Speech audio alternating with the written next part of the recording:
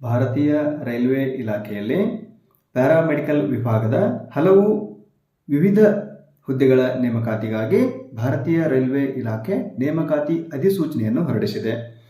ಈ ಅಧಿಸೂಚನೆಯ ಬಗ್ಗೆ ಸಂಪೂರ್ಣ ಮಾಹಿತಿಯನ್ನು ಈ ಸಂಚಿಕೆಯಲ್ಲಿ ತಿಳಿದುಕೊಳ್ಳೋಣ. ಮಾಹಿತಿಯನ್ನು ತಿಳಿಸಿಕೊಡುವುದಕ್ಕಾಗಿ ನಾನು ರೆಡಿ, ತಿಳ್ಕೊಳ್ಳೋಕ್ಕೆ ನೀವು ರೆಡಿನಾ? ನಮಸ್ಕಾರ ಸ್ನೇಹಿತರೆ, ಜಾಬ್ ನ್ಯೂಸ್ ಇನ್ ಫಿಂಗರ್ ಯೂಟ್ಯೂಬ್ ಚಾನಲ್ಗೆ ಸ್ವಾಗತ. ನಾನು ನಿಮ್ಮೆಲ್ಲರ ಸ್ನೇಹಿತ ಗುರುನಾಥ್. ಸ್ನೇಹಿತರೆ, ಭಾರತೀಯ ರೈಲ್ವೆ ಇಲಾಖೆಯು ಪ್ಯಾರಾಮೆಡಿಕಲ್ ವಿಭಾಗದ ವಿವಿಧ ಹುದ್ದೆಗಳ ನೇಮಕಾತಿಗಾಗಿ ಅಧಿಸೂಚನೆಯನ್ನು ಹೊರಡಿಸಿದೆ. ಈ ಅಧಿಸೂಚನೆಯಲ್ಲಿ ಇರುವಂತಹ ಒಟ್ಟು ಹುದ್ದೆಗಳು 1376 ವಿವಿಧ ರೀತಿಯ ಪ್ಯಾರಾಮೆಡಿಕಲ್ ವಿಭಾಗದ ಹುದ್ದೆಗಳಿಗೆ ನೇಮಕಾತಿ ಪ್ರಕ್ರಿಯೆ ನಡೆಯಲಿದೆ. ಈ ಅಧಿಸೂಚನೆಯ ಅಡಿಯಲ್ಲಿ ಅರ್ಜಿಗಳನ್ನು ಸಲ್ಲಿಸುವುದಕ್ಕಾಗಿ ಇರಬೇಕಾಗಿರುವಂತಹ ವಿದ್ಯಾರ್ಹತೆ ಏನು, ವಯೋಮಿತಿ ಎಷ್ಟಿದೆ, ನೇಮಕಾತಿ ವಿಧಾನ ಹೇಗೆ ನಡೆಯುತ್ತೆ, ಅರ್ಜಿ ಸಲ್ಲಿಸುವಂತಹ ದಿನಾಂಕಗಳು ಏನು, ಅರ್ಜಿ ಶುಲ್ಕ ಎಷ್ಟಿದೆ ಅನ್ನೋದ್ರ ಬಗ್ಗೆ ಸಂಪೂರ್ಣ ವಿವರವನ್ನು ತಿಳಿದುಕೊಳ್ಳೋಣ. ಅದಕ್ಕೂ ಮುಂಚೆ ಇನ್ನೂ ಯಾರು ನಮ್ಮ ಚಾನಲನ್ನು ಸಬ್ಸ್ಕ್ರೈಬ್ ಮಾಡದೆ ನೋಡುತ್ತಿದ್ದೀರಾ, ದಯವಿಟ್ಟು ಈಗಲೇ ಸಬ್ಸ್ಕ್ರೈಬ್ ಮಾಡಿ. ಹೊಸ ವಿಡಿಯೋಗಳ ನೋಟಿಫಿಕೇಶನ್ಗಾಗಿ ಬೆಲ್ ಐಕಾನನ್ನು ಪ್ರೆಸ್ ಮಾಡಿ. ಸ್ನೇಹಿತರೆ, ಭಾರತೀಯ ರೈಲ್ವೆ ಇಲಾಖೆಯು ಪ್ಯಾರಾಮೆಡಿಕಲ್ ವಿಭಾಗದ ಸುಮಾರು 20 ವಿವಿಧ ಹುದ್ದೆಗಳ ನೇಮಕಾತಿಗಾಗಿ ಅಧಿಸೂಚನೆಯನ್ನು ಹೊರಡಿಸಿದೆ. ಒಟ್ಟು 1376 ವೇಕೆನ್ಸಿಗಳು ಖಾಲಿ ಇದ್ದು 20 ವಿವಿಧ ಹುದ್ದೆಗಳ ನೇಮಕಾತಿ ಪ್ರಕ್ರಿಯೆ ನಡೆಯಲಿದೆ. ಸ್ನೇಹಿತರೆ, ಆ 20 ವಿವಿಧ ಹುದ್ದೆಗಳು ಯಾವುವು ಅಂತ ನೋಡೋದಾದರೆ, ಮೊದಲನೇದಾಗಿ ಡಯಟೇಷಿಯನ್ ಹುದ್ದೆ, ಎರಡನೆಯ ಹುದ್ದೆ ನರ್ಸಿಂಗ್ ಸೂಪರಿಂಟೆಂಡೆಂಟ್, ಮೂರನೆಯ ಹುದ್ದೆ ಆಡಿಯೋಲಾಜಿಸ್ಟ್ ಮತ್ತು ಸ್ಪೀಚ್ ಥೆರಪಿಸ್ಟ್, ನಾಲ್ಕನೆಯ ಹುದ್ದೆ ಕ್ಲಿನಿಕಲ್ ಸೈಕಾಲಜಿಸ್ಟ್, ಐದನೆಯ ಹುದ್ದೆ ಡೆಂಟಲ್ ಹೈಜನಿಸ್ಟ್, ಆರನೆಯ ಹುದ್ದೆ ಡಯಾಲಿಸಿಸ್ ಟೆಕ್ನಿಷಿಯನ್, ಏಳನೆಯ ಹುದ್ದೆ health and malaria inspector grade 3, ಎಂಟನೆಯ ಹುದ್ದೆ ಲ್ಯಾಬೊರೇಟರಿ ಸೂಪರಿಂಟೆಂಡೆಂಟ್, ಒಂಬತ್ತನೇ ಹುದ್ದೆ ಪರ್ಫ್ಯೂಷನಿಸ್ಟ್, ಹತ್ತನೇ ಹುದ್ದೆ ಫಿಜಿಯೋಥೆರಪಿಸ್ಟ್ ಗ್ರೇಡ್ 2, 11ನೇ ಹುದ್ದೆ ಅಕ್ಯುಪೇಷನಲ್ ಥೆರಪಿಸ್ಟ್, 12ನೇ ಹುದ್ದೆ ಕ್ಯಾಥ್ ಲ್ಯಾಬೊರೇಟರಿ ಟೆಕ್ನಿಷಿಯನ್, 13ನೇ ಹುದ್ದೆ ಫಾರ್ಮಸಿಸ್ಟ್ ಎಂಟ್ರಿ ಗ್ರೇಡ್, 14ನೇ ಹುದ್ದೆ ರೇಡಿಯೋಗ್ರಾಫರ್ ಎಕ್ಸ್ರೇ ಟೆಕ್ನಿಷಿಯನ್, 15ನೇ ಹುದ್ದೆ ಸ್ಪೀಚ್ ಥೆರಪಿಸ್ಟ್, 16ನೇ ಹುದ್ದೆ ಕಾರ್ಡಿಯಾಕ್ ಟೆಕ್ನಿಷಿಯನ್, 17ನೇ ಹುದ್ದೆ ಆಪ್ಟೋಮೆಟ್ರಿಸ್ಟ್, 18ನೇ ಹುದ್ದೆ ಇಸಿಜಿ ಟೆಕ್ನಿಷಿಯನ್, 19ನೇ ಹುದ್ದೆ ಲ್ಯಾಬೊರೇಟರಿ ಅಸಿಸ್ಟೆಂಟ್ ಗ್ರೇಡ್ 2, 20ನೇ ಹುದ್ದೆ ಫೀಲ್ಡ್ ವರ್ಕರ್. ಒಟ್ಟು 1376 ಹುದ್ದೆಗಳಿಗೆ ನೇಮಕಾತಿ ಪ್ರಕ್ರಿಯೆ ನಡೆಯಲಿದೆ.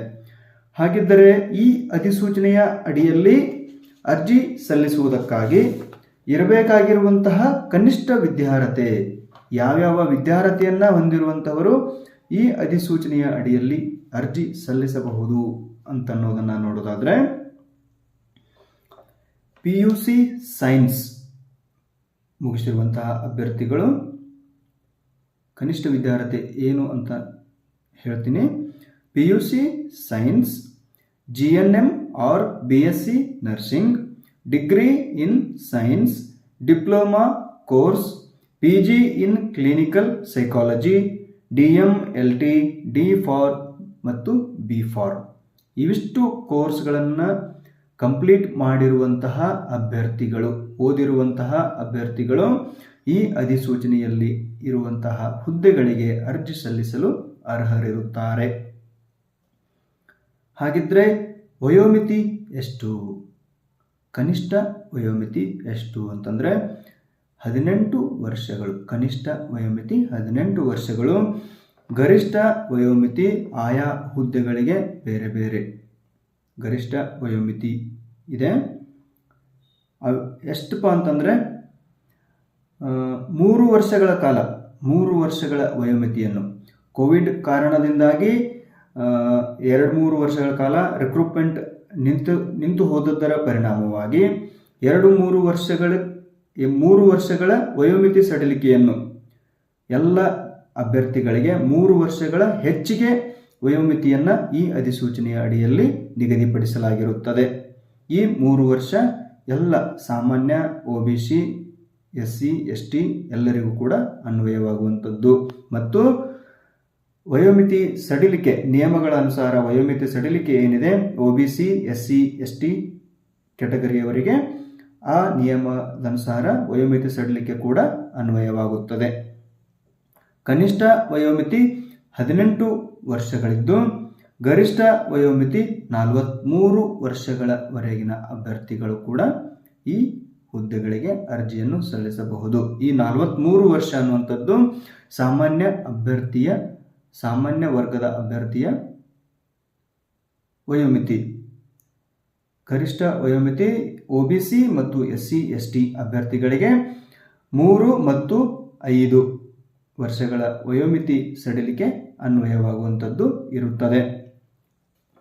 ಹಾಗಿದ್ರೆ ಸ್ನೇಹಿತರೆ, ಈ ಅರ್ಜಿಯನ್ನು ಸಲ್ಲಿಸಲು ಇರುವಂತಹ ಪರೀಕ್ಷಾ ಶುಲ್ಕ ಅಥವಾ ಅರ್ಜಿ ಶುಲ್ಕ ಎಷ್ಟು ಅಂತಂದರೆ OBC ಮತ್ತು ಸಾಮಾನ್ಯ ವರ್ಗದ ಅಭ್ಯರ್ಥಿಗಳಿಗೆ 500 ರೂಪಾಯಿಗಳ ಪರೀಕ್ಷಾ ಶುಲ್ಕವಿರುತ್ತದೆ. ಹಾಗೆ SC ST X servicemen EBC ಅಂದರೆ ಎಕನಾಮಿಕಲಿ ಬ್ಯಾಕ್ವರ್ಡ್ ಕ್ಲಾಸ್, EBC ಬೇರೆ, EWS ಬೇರೆ, PWD ಫೀಮೇಲ್ ಟ್ರಾನ್ಸ್ಜೆಂಡರ್ ಈ ಎಲ್ಲರಿಗೂ 250 ರೂಪಾಯಿಗಳ ಪರೀಕ್ಷಾ ಶುಲ್ಕ ಅಥವಾ ಅರ್ಜಿ ಶುಲ್ಕವಿರುತ್ತದೆ. ಸ್ನೇಹಿತರೆ, ಈ ಅಧಿಸೂಚನೆಯ ಅಡಿಯಲ್ಲಿ ಇರುವಂತಹ ಅತಿ ಅವಶ್ಯಕ ಮಾಹಿತಿ ಏನಂತಂದರೆ, ನೀವು ಭರ್ನಾ ಮಾಡಿರುವಂತಹ ತುಂಬಿರುವಂತಹ ಪರೀಕ್ಷಾ ಶುಲ್ಕ ಅಥವಾ ಅರ್ಜಿ ಶುಲ್ಕದಲ್ಲಿ ಸಾಮಾನ್ಯ ಮತ್ತು OBC ವರ್ಗದ ಅಭ್ಯರ್ಥಿಗಳಿಗೆ 1ನೇ ಹಂತದ ಪರೀಕ್ಷೆಯನ್ನು ಅಟೆಂಡ್ ಅಂದರೆ 1ನೇ ಹಂತದ ಪರೀಕ್ಷೆಗೆ ನೀವು ಹಾಜರಾಗಿ ಪರೀಕ್ಷೆಯನ್ನು ಬರೆದಿದ್ದೇ ಆದರೆ 400 ರೂಪಾಯಿಗಳ ಪರೀಕ್ಷಾ ಶುಲ್ಕವನ್ನು ನಿಮಗೆ ವಾಪಸ್ ನಿಮ್ಮ ಅಕೌಂಟಿಗೆ ಹಾಕುವಂತಹ ಮುಖ್ಯವಾಗಿರುವಂತಹ ಅಪ್ಡೇಟ್ ಇದೆ. ಹಾಗೆ SC ST X servicemen EBC PWD female transgender ಇವರು ಭರ್ನಾ ಮಾಡಿರುವಂತಹ ಅಥವಾ ತುಂಬಿರುವಂತಹ 250 ರೂಪಾಯಿಗಳ ಪೂರ್ಣ ಹಣ ವಾಪಸ್ ಹಾಕುವಂತಹ ಪ್ರಕ್ರಿಯೆ ಈ ಅಧಿಸೂಚನೆಯ ಅಡಿಯಲ್ಲಿ ಇದೆ. ಮುಂದಿನ ವಿಷಯ ನೋಡೋದಾದರೆ ಸೆಲೆಕ್ಷನ್ ಪ್ರೊಸೆಸ್, ನೇಮಕಾತಿ ವಿಧಾನ ಹೇಗೆ ನಡೆಯುತ್ತೆ ಅಂತ ನೋಡೋದಾದರೆ CBT ಕಂಪ್ಯೂಟರ್ ಬೇಸ್ಡ್ ಟೆಸ್ಟ್ ಮತ್ತು ಡಾಕ್ಯುಮೆಂಟ್ ವೆರಿಫಿಕೇಷನ್ ಈ 2 ಹಂತಗಳಲ್ಲಿ ನೇಮಕಾತಿ ಪ್ರಕ್ರಿಯೆ ನಡೆಯುತ್ತೆ. ಕಂಪ್ಯೂಟರ್ ಬೇಸ್ಡ್ ಟೆಸ್ಟ್ ಅಂತಂದರೆ ಇದರೊಳಗೆ ಏನೇನಿರುತ್ತೆ, ಎಷ್ಟು ಅಂಕಗಳಿಗೆ ಪರೀಕ್ಷೆ ನಡೆಯುತ್ತೆ ಅಂತಂದರೆ ಒಟ್ಟು 100 ಅಂಕಗಳ ಪರೀಕ್ಷೆ ಇದ್ದು 90 ನಿಮಿಷಗಳ ಕಾಲಾವಕಾಶ ಈ ಪರೀಕ್ಷೆಯನ್ನು ಎದುರಿಸಲು ಇರುವಂತಹ ಕಾಲಮಿತಿ ಇರುತ್ತೆ. ಈ 100 ಅಂಕಗಳ ಪರೀಕ್ಷೆಯಲ್ಲಿ ಯಾವ್ಯಾವ ವಿಷಯಗಳ ಬಗ್ಗೆ ಪ್ರಶ್ನೆಗಳು ಬರುತ್ತವೆ ಅಂತಂದರೆ ಪ್ರೊಫೆಷನಲ್ ಎಬಿಲಿಟಿ 70 ಅಂಕಗಳಿಗೆ ಪ್ರಶ್ನೆಗಳು ಇರುತ್ತವೆ. ಜನರಲ್ ಅವೇರ್ನೆಸ್ ವಿಷಯಕ್ಕೆ ಸಂಬಂಧಪಟ್ಟಂತೆ 10 ಪ್ರಶ್ನೆಗಳು, ಜನರಲ್ ಅರ್ಥಮೆಟಿಕ್, ಜನರಲ್ ಇಂಟೆಲಿಜೆನ್ಸ್ ಮತ್ತು ರೀಸನಿಂಗ್ ವಿಷಯಕ್ಕೆ ಸಂಬಂಧಪಟ್ಟಂತೆ 10 ಪ್ರಶ್ನೆಗಳು, ಜನರಲ್ ಸೈನ್ಸ್ ವಿಷಯಕ್ಕೆ ಸಂಬಂಧಪಟ್ಟಂತೆ 10 ಪ್ರಶ್ನೆಗಳು. ಒಟ್ಟು 100 ಅಂಕಗಳಿಗೆ 90 ನಿಮಿಷಗಳ ಕಾಲಾವಧಿಯ ಪರೀಕ್ಷೆ ನಡೆಯುತ್ತೆ. ಈ ಪರೀಕ್ಷೆಯಲ್ಲಿ ಹೆಚ್ಚು ಅಂಕಗಳನ್ನು ತೆಗೆದುಕೊಂಡಿರುವಂತಹ ಅಭ್ಯರ್ಥಿಗಳನ್ನು ಶಾರ್ಟ್ ಲಿಸ್ಟ್ ಮಾಡುವ ಮುಖಾಂತರ ಡಾಕ್ಯುಮೆಂಟ್ ವೆರಿಫಿಕೇಷನ್ ಪ್ರಕ್ರಿಯೆಗೆ ಕರೆಯಲಾಗುತ್ತದೆ. ಇದು ನೇಮಕಾತಿ ವಿಧಾನ. ಹಾಗಿದ್ರೆ ಈ ಅಧಿಸೂಚನೆಯ ಅಡಿಯಲ್ಲಿ ಅರ್ಜಿಯನ್ನು ಸಲ್ಲಿಸುವುದಕ್ಕಾಗಿ ಬೇಕಾಗಿರುವಂತಹ ಅವಶ್ಯಕ ದಾಖಲಾತಿಗಳು ಏನೇನು ಅನ್ನೋದ್ರ ಬಗ್ಗೆ ನೋಡೋದಾದರೆ SSLC ಅಂಕಪಟ್ಟಿ, PUC ಅಂಕಪಟ್ಟಿ, ಡಿಗ್ರಿ ಅಂಕಪಟ್ಟಿ, ಡಿಪ್ಲೊಮಾ ಅಂಕಪಟ್ಟಿ, ಆಧಾರ್ ಕಾರ್ಡ್, ಜಾತಿ ಪ್ರಮಾಣ ಪತ್ರ, ವೈಟ್ ಬ್ಯಾಕ್ಗ್ರೌಂಡ್ ಇರುವಂತಹ ಭಾವಚಿತ್ರ ಫೋಟೋ, ಮತ್ತು ಸಹಿ ಜೊತೆಗೆ ನೀವು ತುಂಬಿರುವಂತಹ ಪರೀಕ್ಷಾ ಶುಲ್ಕದ ರಿಫಂಡ್ಗೋಸ್ಕರ ನಿಮ್ಮ ಬ್ಯಾಂಕ್ ಅಕೌಂಟ್ ಸಂಖ್ಯೆಯು ಕೂಡ ಬೇಕಾಗುತ್ತದೆ. ಇದಿಷ್ಟು ಭಾರತೀಯ ರೈಲ್ವೆ ಇಲಾಖೆಯಲ್ಲಿ ಕರೆದಿರುವಂತಹ ಪ್ಯಾರಾಮೆಡಿಕಲ್ ವಿಭಾಗದ ವಿವಿಧ ಹುದ್ದೆಗಳ ನೇಮಕಾತಿಗಾಗಿ ಕರೆದಿರುವಂತಹ ಅಧಿಸೂಚನೆಯ ಬಗ್ಗೆ ಇರುವಂತಹ ಮಾಹಿತಿ. ಹಾಗೆ ಈ ಅರ್ಜಿ ಸಲ್ಲಿಸುವಂತಹ ಪ್ರಕ್ರಿಯೆ ಪ್ರಾರಂಭವಾಗುವ ದಿನಾಂಕ 17/8/2024 ಅರ್ಜಿ ಸಲ್ಲಿಸುವಂತಹ ಪ್ರಕ್ರಿಯೆ ಪ್ರಾರಂಭವಾಗಿ 16/9/2024 ಅರ್ಜಿ ಸಲ್ಲಿಸುವಂತಹ ಪ್ರಕ್ರಿಯೆ ಕೊನೆಗೊಳ್ಳುತ್ತದೆ. ಅರ್ಜಿ ಸಲ್ಲಿಸುವಂತಹ ಅಭ್ಯರ್ಥಿಗಳು ಕೊನೆಯ ದಿನಾಂಕದವರೆಗೂ ಕಾಯದೆ ಬೇಗನೆ ಅರ್ಜಿಯನ್ನು ಸಲ್ಲಿಸಿ. ಧನ್ಯವಾದಗಳು.